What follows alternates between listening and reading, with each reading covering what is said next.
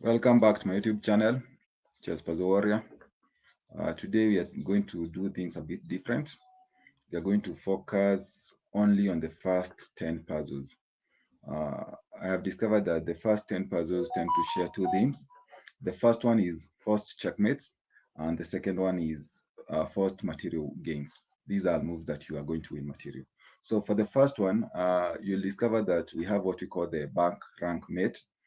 These are situations where you can checkmate the opponent in one, two, or three moves, and they usually feature the queen or the rook.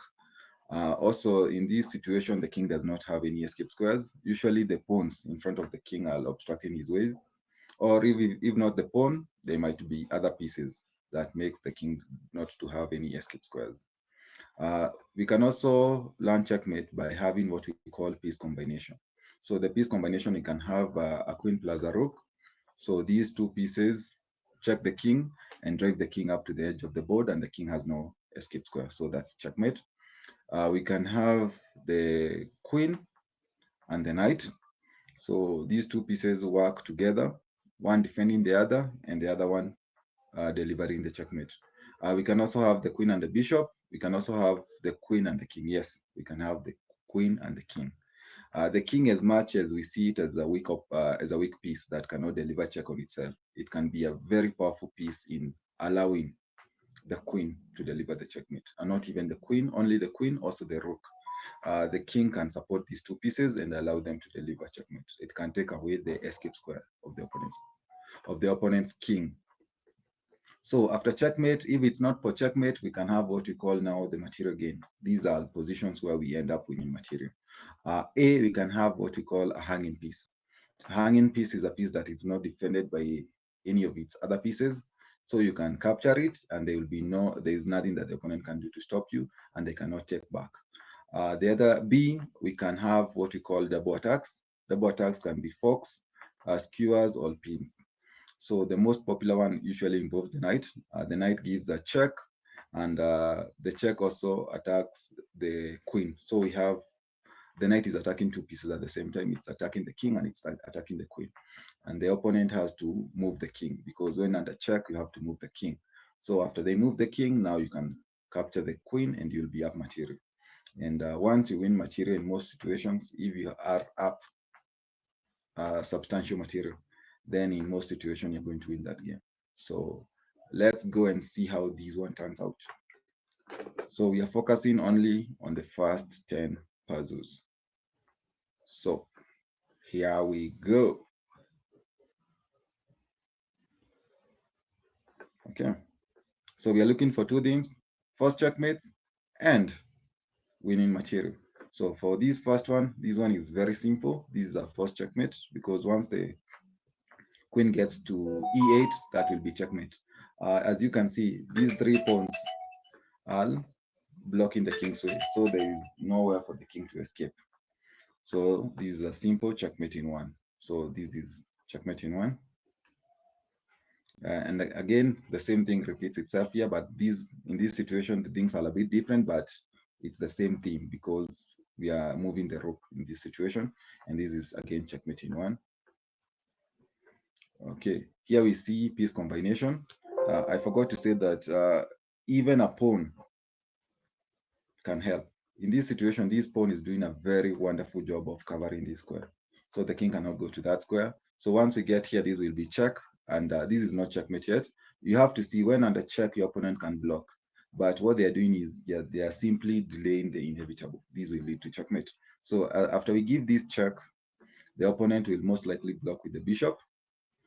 We simply capture the bishop with a check, then they block with the rook, and we again capture the rook with a check, and this will be checkmate. So from this position, this is the first checkmate in three. So let's go and see. One, two, three. Yes. Okay. Uh, Again, the same theme repeats itself. We have piece combination, and we also have a king that does not have escape squares. Once this rook gets here, there's nothing the opponent can do. The queen is covering g2, so we simply need to move the rook. That's it. This is another combination of pieces. the two rooks are working together. So we give a check here. The king can either go there or there. But after they make any of the two moves, uh, the two moves that where they go does not make any difference to us because our next move is obvious. They're going to move the other rook. So check. Yeah. This is the combination I was talking about, the knight and the queen. This is a simple checkmate in one. So we just move there, checkmate in one. Again, here we have a combination of pieces and we also have bank rank. So these are two things that have been bundled together.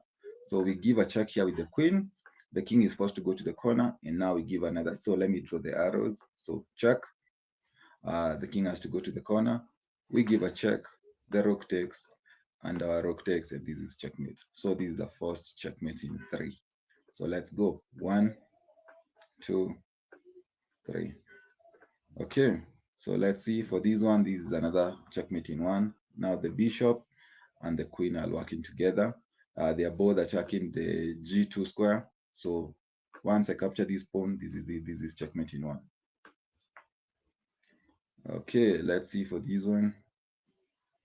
For this one, there's a temptation to move the bishop as the bishop is under attack. But for the first 10, don't actually focus so much on your pieces that are under attack. Look for ways to deliver checkmate. So once I push this pawn, that's it. This is checkmate. The king cannot go there as the bishop is covering that square. The king cannot go there. And this is what I was talking about, having one of their pieces. Because if it was not for this bishop, the king could have escaped. But now the bishop is taking away this square. So once we push this pawn, that's it. Okay, and now finally the last one. This is a thing that we have explored. I think was one of these puzzles. Let's see which one was it. Um, yeah, this one. Uh, so the one with 414. So basically, the knight and the queen, they're working together, and this is a simple checkmate in one. So, as you can see, the first 10 puzzles are usually very simple. All you need to do is look for first checkmate or look for moves that win material. In this case today, we do not have any move that won material, but all of them eventually led to checkmate. And maybe we can go one more. As I can see, this is another simple one. This is checkmate in one. The queen and the pawn are working together, so this is checkmate in one. So uh, we'll stop there for today. Uh, Hopefully, you have learned how to solve the first 10 puzzles. Maybe tomorrow we look for patterns that emerge when you're solving from 10 to 20. And once you learn that, once you learn those patterns, then it will become very easy for you to solve these puzzles very fast. Uh, that's why you see those top grandmasters, they're able to move very fast because they know what to expect at a given stage. So if you're solving between 1 and 10, the two things to expect are first checkmates and two winning material. Once you know that, you'll be good to go. So there you go. Peace out.